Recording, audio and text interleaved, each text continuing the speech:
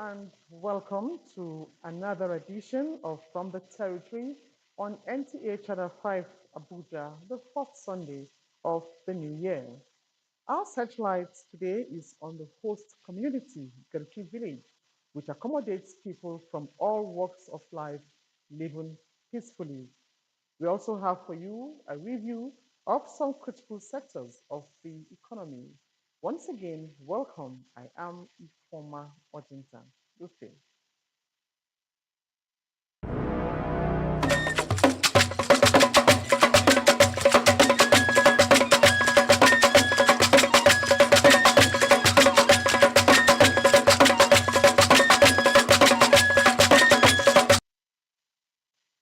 Thanks for staying. And we begin on a religious note. The need for Christians to occupy till Christ returns has been stressed. This charge came up during a church induction service at the First Baptist Church, Garki. Charity Zaka was there and filed this report.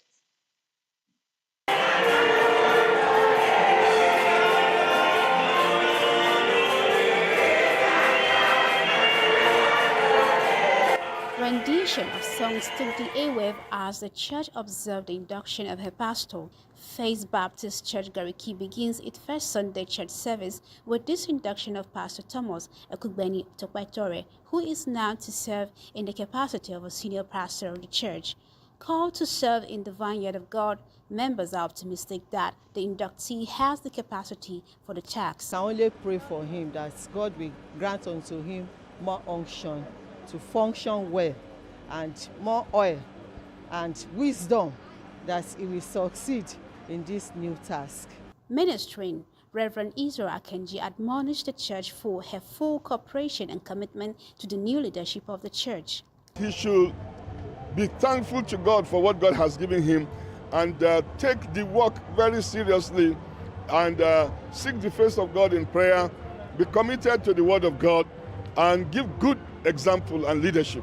The just inducted senior pastor of the First Baptist Church Gariki, Reverend Thomas Ekubeni Tokwaitore, appreciates God and the church for the platform to serve in the vineyard of God. It's a teamwork. We're all working together, we're praying together, we're looking at God's word and just trusting God, looking up to God for what God will do in our lives and do in our midst and do in our nation. To guide us a light and as a direction were the words while presenting a Bible to the new senior pastor, Reverend Thomas Ekubeni Tokwaitore of the First Baptist Church Gariki, as the church prays for God's leading.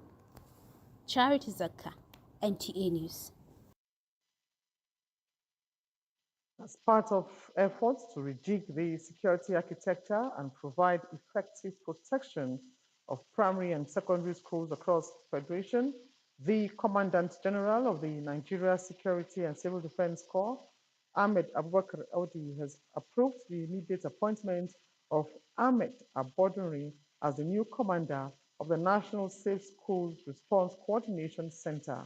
A statement by the National Public Relations Officer, NSCDC, National Headquarters Abuja, Babawale Saida Falabi says Ahmed Abodunri takes over from the commander Teso Shapira, who has been redeployed.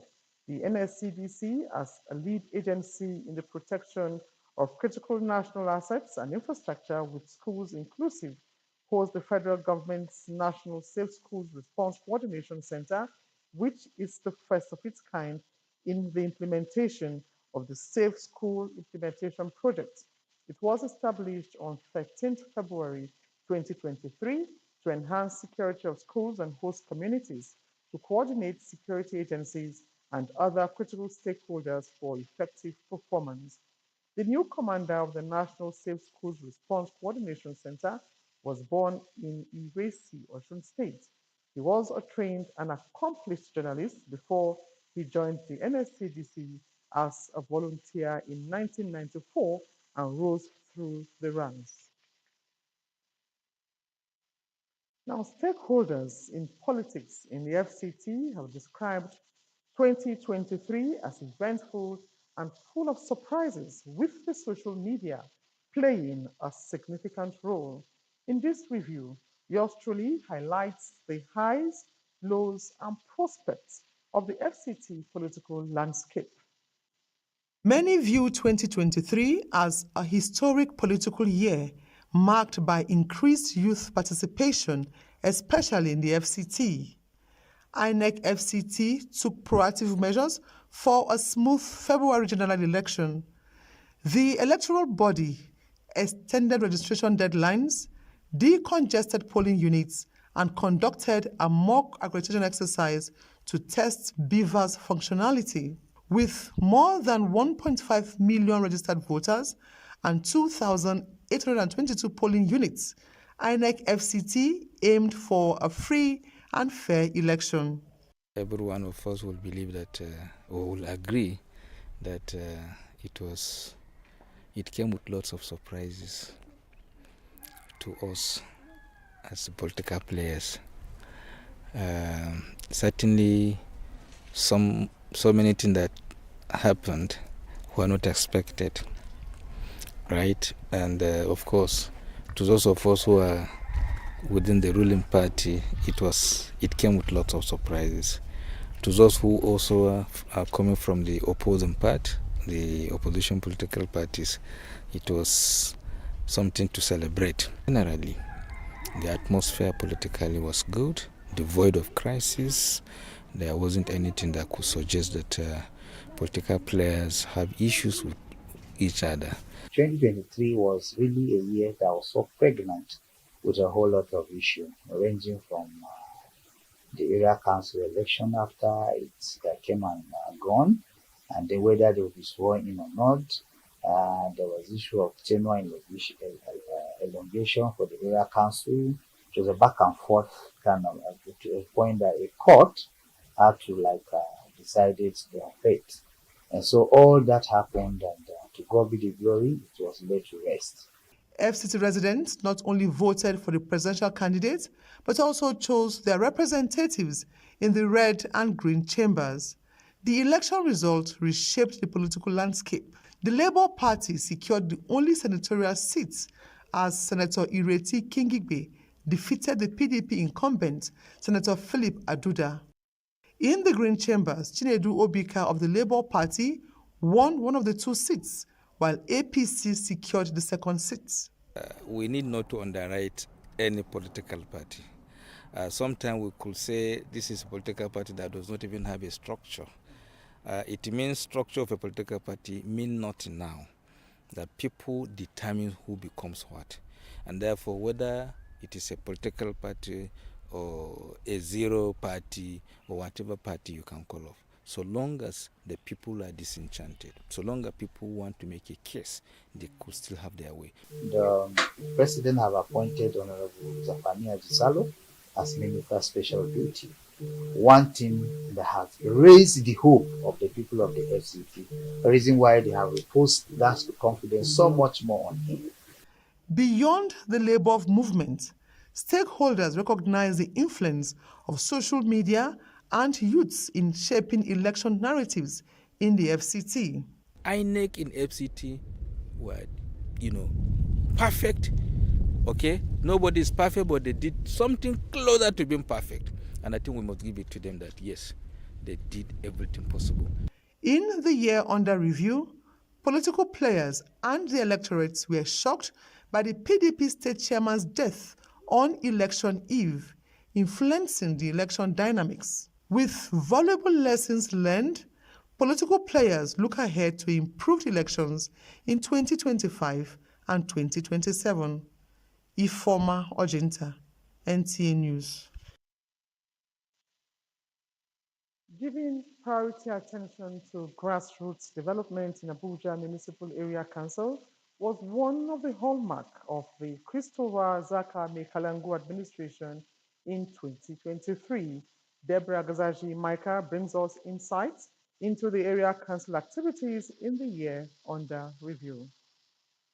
Since the assumption of office as Chairman Abuja Municipal Area Council, Christopher Zakame Kalangu hit the ground running in fulfillment of his campaign promises. The provision of social amenities was given priority, leading to the execution of numerous projects. The projects ranged from road construction and rehabilitation, rural electrification to provision of potable drinking water, as well as primary health care development. The council also embarked on renovation and construction of new primary schools, as well as installation of solar-powered boreholes in several communities such as Jua, Gwagwa, Damagaza, Angwa-Gede, Garshi, Upa, and to mention a few.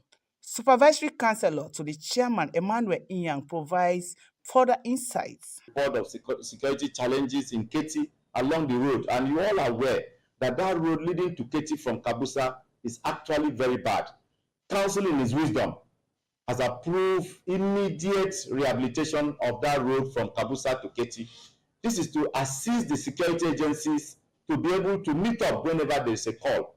Road projects successfully completed include Duse Garki, Jukwe, Ongwa Serki Orozo, access roads, which now is the movement of people and goods. Some of the ongoing road projects include Mabushi Township Road, Nako Access Road, Karimusoho Township Road, as well as Gosa and Toge Township Road. To boost education, the area council awarded scholarships to students both in secondary schools and high institutions. It also rolled out several women and youth empowerment schemes for residents, including the development of markets. It is better for us to work very hard, have good name and any respect, than spending our time in wasteful ventures. To block revenue leakage, the AMAC chairman terminated the services of some technical partners and introduced the cashless revenue payment policy that guaranteed direct payment of revenue into designated accounts of the council.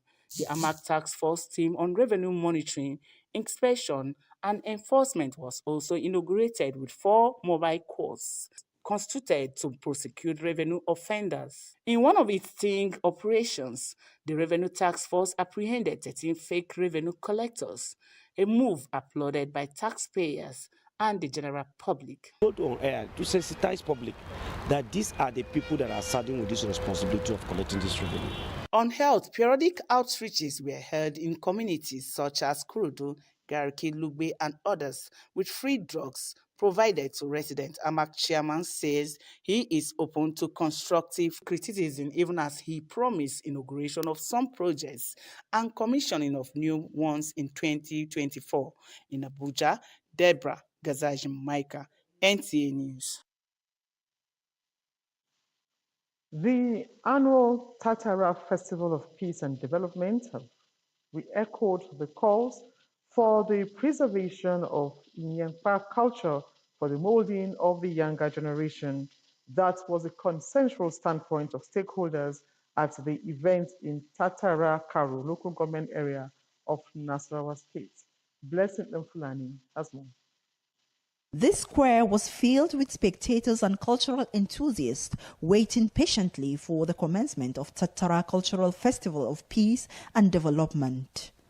The event brings together sons and daughters of Nyangpa Nation as well as neighboring tribal nationalities to celebrate and display the rich cultural heritage of Nyangpa people. This is what is expected of every community. They have led by example, trying to coordinate their people to contribute to the development of infrastructure, school, roads, light, and the rest. Chairman, Tatara Cultural Festival, Abraham Habu Epo says the occasion is an avenue to re-echo the calls for the preservation of their values and convention. The Nyangpa people of Tatara, we want to use what we have culturally to bring in peaceful coexistence among our people, to drive in this message, which is the essence of livelihood across this community, and also encourage people who are staying with us in this community, like the TV people, the Mada people, the Igon, and the Fulani people, that culture can unite people and bring peace and harmony to a community. Guests eulogized the wisdom of the Nyangpas for retracing their roots. Our culture defines our way of life. What do our people cherish? We are urging the people of Tatara to come together, synergize, promote peace and unity in their community. Highlights of the event were conjuration, medley, race, dance, among others. As they bask in the euphoria of the moment, what they relish is another day like this. From Tatara, Blessing Damfulani, NTA News. Many thanks, Blessing, for bringing us that colorful event from Tatara. We now take a break. More reports in a moment. Please stay.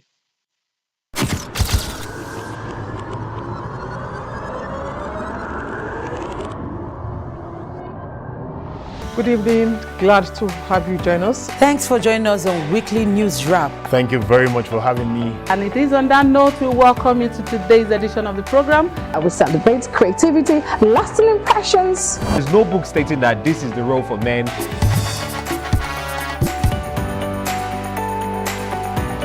On the news. On the news at 7. The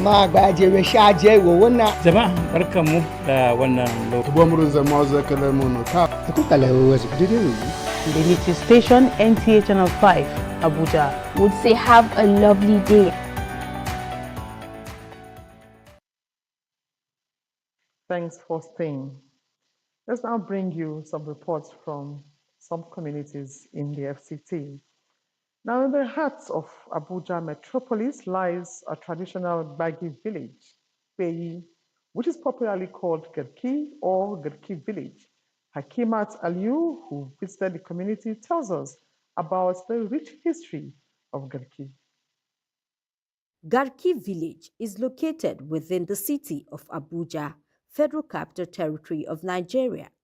Originally inhabited by the Gbagi people, the village has witnessed significant changes with the establishment of Abuja as the nation's capital in 1991. The chief of the community, Sape Usman Ngakupi, narrates the history of Garki, noting its existence since the 17th century after it was discovered by a great hunter and a farmer known as Pei. He was a great hunter, a warrior, as well as a farmer. He came with his people and settled down there. Having lived there with his people, the place expanded, and that place served as a defense because it was a forest, thick forest. And that hill served as a sort of, when an enemy is coming, or when enemies comes, they were able to investigate these people. As long as they did during the colonial administration, when Nigeria was amalgamated, that was 1940, Garki was created as a district head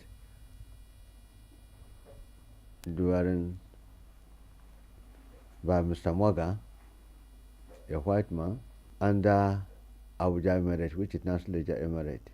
Sape adds that Garki is one community that has stood its place over time. Garki had been there because it was one of the vast land, very rich in agriculture, with population, and people who are productive.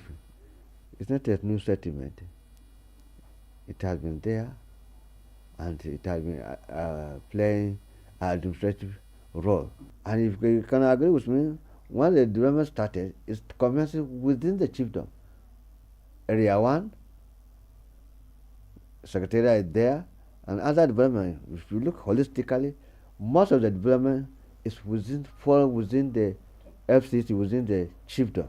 Residents, both indigenous and non-indigent, describe Garki with warm attributes as it has been their only known home. I'm loving Garki. Garki in the peace. Garki no problem. I was born and raised up here in Garki. I've stayed here about 20 years ago. So Garki is a peaceful place, lovely place. I enjoy it. Before, Garki was not modernized like this. What my dad told me before, that Gariki was full of bushes. I've been like 30 years now. But as we there for Gariki, we no get problem. Gariki they okay. And our chief, they are taking care of us. Meanwhile, with the growing developments in Abuja, Garki is enveloped in urbanization and infrastructural growth, transforming most part of it from a traditional village to part of the modern city. Pei, today known as Garki or Garki village, is known for its diverse population and serves as a vibrant commercial and residential area within the FCT. In Abuja, Hakimat Ali, and Clear News. Very interesting history there. Thank you very much, Hakimat.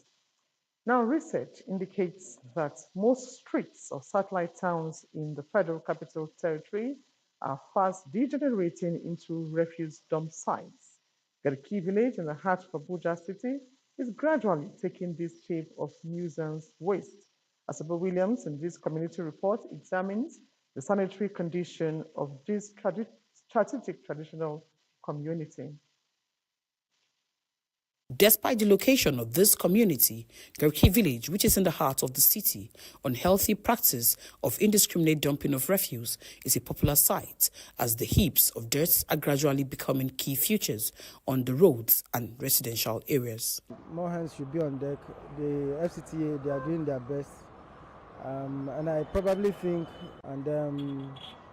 awareness should be done. Awareness, tell people. For the FCTA, sometimes the smell disturbs me. Root waste and other items that have been identified by experts as constituting health risks to residents.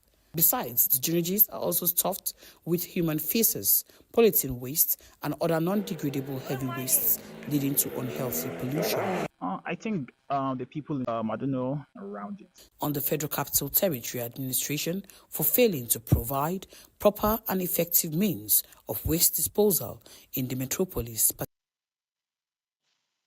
We sincerely apologize for the loss of audio in part of that report. And with that, we conclude for the territory for this week. We thank you for always being part of our production. See you next week.